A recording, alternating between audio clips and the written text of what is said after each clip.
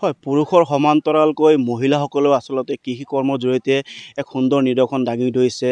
নাহৰকটীয়া সমষ্টিৰ অন্তৰ্গত চাচনি মৌজাৰ গটং গাঁৱৰ তিনিগৰাকীকৈ মহিলাই আচলতে সেউজ নামৰ আত্মসহায়ক গোটৰ জৰিয়তে তেওঁলোকে আচলতে কৃষি কৰ্মৰ নিয়োগ হৈছে আৰু কৃষি কৰ্মৰ জৰিয়তে আচলতে কেনেদৰে আগবাঢ়ি যাব পাৰি তাৰ এক সুন্দৰ নিদৰ্শন দাঙি ধৰিছে এই তিনিগৰাকীকৈ মহিলাই। আৰু আমাৰ লগত এই মহিলাগৰাকী আছে, আমি তেওঁলোকৰ পোনপটীয়াকৈ কথা পাতিম। তাৰ পূৰ্বে মোৰ সতীৰ্থ নীলোৎপলক আমি সামগ্ৰিক পৰিৱেশ দেখাবলৈ অনুৰোধ জনাম। আচলতে আমাৰ চাইডেদি যদি দেখিবলৈ পায় আচলতে টিভি পৰ্দাত আপোনাৰ দেখি পাইছে আচলতে যিমান দূৰলৈকে আপোনালোকৰ চকু যাব তালৈকে আপোনালোকে অকল হালধীয়া দেখি পাব, সৰিয়হ খেতি দেখি পাব। আচলতে এনেদৰে আচলতে প্ৰায় 16 বিঘাৰো অধিক খেতি মাটিত আচলতে তেওঁলোকে সৰিয়হ খেতি কৰিছে আৰু এই খেতিৰ যি উপাৰ্জন হ'ব সেই উপাৰ্জনৰ পইচাৰে আচলতে তেওঁলোকে আগন্তুক সময়ত আৰু বিভিন্ন ধৰণৰ কৃষি কৰ্ম কৰিব বুলি তেওঁলোকে আমাক জানিব দিছে। মহিলা দুগৰাকী আমাৰ মাজত আছে, তেওঁলোকে পোনপটীয়াকৈ কথা পাতিম। আচলতে আপোনালোকক শুভেচ্ছা জনাইছোঁ। আচলতে আপোনালোকে পুৰুষৰ সমান্তৰালকৈ যে মহিলা হৈ আগবাঢ়ি আছে, কাৰণ সাধাৰণতে শুনিবলৈ পোৱা যায় পুৰুষ মহিলা সমান, কিন্তু হাতে কামে দেখিবলৈ পোৱা নাযায়, কিন্তু তাৰ ব্যতিক্ৰমী আপোনালোকে দেখিছে। কি ক'ব এই ক্ষেত্ৰত? সেইটো মানে চবৰে এটা হেৰি থাকে ন, মহিলা হিচাপে মানে অলপ হেৰি বুলি ভাবে, কিন্তু যেতিয়া বস্তুটো সমানে চবেই কয় পুৰুষৰ সমানে মহিলা আগবাঢ়ি যাব পাৰে, সেইকাৰণে আমিও ভাবিলোঁ যদি কথাষাৰ হয়ে পুৰুষৰ সমানে আগবাঢ়ি যাব পাৰে, আমিও সেইখিনি কাম কৰিব পাৰোঁ।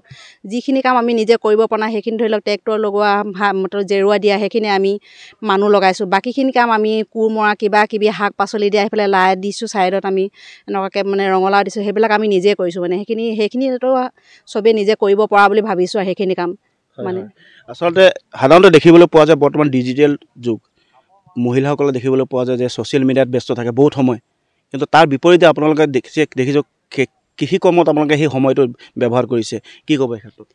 ডিজিটেল যুগ মানে ডিজিটেল ধৰি লওক আমিও সেইটো ব্যৱহাৰ কৰোঁ, সেইটো নহয় যে মানে এইটো একেবাৰে ব্যৱহাৰ কৰিব নালাগে, ব্যৱহাৰ কৰোঁ, সেইটো আমিও ব্যৱহাৰ কৰোঁ, ভাল কামতে ব্যৱহাৰ কৰোঁ বা চবেই চাওঁ, আমি হোৱাটছআপো কৰোঁ, সেইটোও নহয়। কিন্তু তাৰ মাজতো মানে আমি নিজৰ যিটো আমাৰ সংস্থাপৰ কাৰণে মানে নিজৰ কৰ্ম আগবঢ়াই নিবৰ কাৰণে যিটো কৰিব লাগে, আমি মানে নিজৰ মানসিকতাই যিটো বুজি পাইছোঁ, আজি মানে আমি এনেকৈ কৰিলে আমাৰ কাইলৈ দুপইচা উপাৰ্জন হ'ব আৰু আমি সকলোকে এটা আদৰ্শ দি যাব পাৰিম বুলি, সেইকাৰণে মানে সেইটো মানে সকলোকে ক'ব বিচাৰোঁ। এইটো চবেই ব্যৱহাৰ কৰক, ডিজিটেল যুগত মানে চব বস্তুৱে ব্যৱহাৰ কৰক, কিন্তু নিজৰ উপযোগী অনুযায়ীহে মানে বস্তুটো ব্যৱহাৰ কৰক মানে। হয়, ধন্যবাদ, বহুত সুন্দৰ কথা কৈছে। আপোনাৰ ওচৰলৈ আহিছোঁ, কেনেকৈ অনুপ্ৰেৰণা পালে আপোনালোকে যে খেতি কৰিব লাগে বুলি? আমি সকলোৱে এনেকৈ ধৰি লওক বহি থাকোঁ, কেতিয়াবা এনেকৈ কথা পাতোঁ। আমি যে কয় পুৰুষসকলৰ লগে লগে মহিলাসকলো সমান, এনেই বহি থকাতকৈ আমিও হাতে কামে কৰি চাওঁচোন। চব সমান বুলি ক'লেতো নহ'ব, আমি ওলাই আহিব লাগিব। সেইটো কাৰণে আমি ওলাই আহি আজি হাতে কামে লাগিছোঁ, যাতে অকল ক'লেই নহয় হাতে কামেও কৰি দেখুৱাব লাগিব। আৰু সৰিয়হটো কেলৈ বাছি ল'লে? সৰিয়হটো আমি ধৰি লওক বাকী খেতি কৰিলে পানীটো বহুত অসুবিধা হয়, এতিয়া আমি ধৰি লওক ক'ৰ পৰা সহায় সহযোগ পোৱা নাই, এতিয়া সৰিয়হটো পানী ইমান দৰকাৰ নহয়, সেইটো কাৰণে আমি সৰিয়হটো কৰিলোঁ। আৰু তেলৰ এতিয়া আপোনালোকে দেখিছেই কিমান দাম বাঢ়িছে, সেইটো কাৰণে সেইটো কৰিম বুলিয়ে সৰিয়হটোকে কৰিলোঁ। আৰু তেলৰো অকণমান হেৰি হ'ব, তেলৰ দাম বঢ়াৰ লগে লগে বিশুদ্ধ তেলটো পাব, একদম চফা।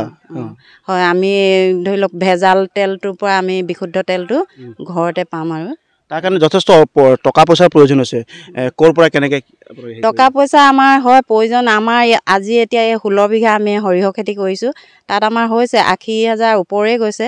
টকা পইচা আমাৰ তেনেকুৱাকৈ আমি লোন লোৱা নাই, এইটোত তিনিগৰাকীয়ে লগ লাগি কৰিছোঁ। আমাৰ যিটো ধৰি লওক ঘৰুৱা খৰচ মানুহজনে দিয়ে, ঘৰুৱা খৰচৰ পৰা আমি খৰচ কৰি যিটো পইচা থাকি যায় সঞ্চয়, সেই পইচাটো আমি ৰাখি থৈ পিনে আজি এই কামটোৰ কাৰণে লগালোঁ সৰিয়হ। ধন্যবাদ থাকিল। আচলতে সাঁচতীয়া ধনেৰে আচলতে তেওঁলোকে এটা সেউজ বিপ্লৱৰ সূচনা কৰিছে, আৰু গতিকে মই ক'ব বিচাৰিম আচলতে তেওঁলোকৰ এই কৰ্মৰাজি আচলতে উঠি অহা মহিলাসকলক আৰু আগন্তুক 10 গৰাকী মহিলাক অনুপ্ৰেৰণা জগাব। আৰু তেওঁলোকে অকল সৰিয়হ খেতি নহয়, মই সতীৰ্থক অনুৰোধ জনাওঁ আচলতে ৰঙালাও, লাই, আলুকে ধৰি বিভিন্ন ধৰণৰ চব্জি আচলতে তেওঁলোকে খেতি কৰিছে, আৰু তাৰ পৰা যিটো উপাৰ্জন হ'ব সেই উপাৰ্জনৰ জৰিয়তে মই পুনৰ কৈছোঁ, সেই উপাৰ্জনৰ জৰিয়তে আগন্তুক সময়ত তেওঁলোকে আৰু বিভিন্ন ধৰণৰ কৃষি কৰ্মত তেওঁলোকে বিনিয়োগ কৰিব, এই কথা জানিব দিছে। আৰু মই পুনৰবাৰ কৈছোঁ আচলতে পুৰুষৰ সমান্তৰালকৈ মহিলাসকলে যে কৃষি কৰ্ম আগবাঢ়ি যাব পাৰি, সেই তাৰ এক সুন্দৰ নিদৰ্শন আচলতে চাচনি গটং গাঁৱৰ 3গৰাকী মহিলাই এক নিদৰ্শন দাঙি ধৰিছে। আৰু মই ভাবোঁ তেওঁলোকৰ এই কৰ্মৰাজিয়ে আগন্তুক সময়ত আৰু 10 গৰাকী মহিলাক অনুপ্ৰাণিত কৰিব বুলি আশা কৰিব পাৰি।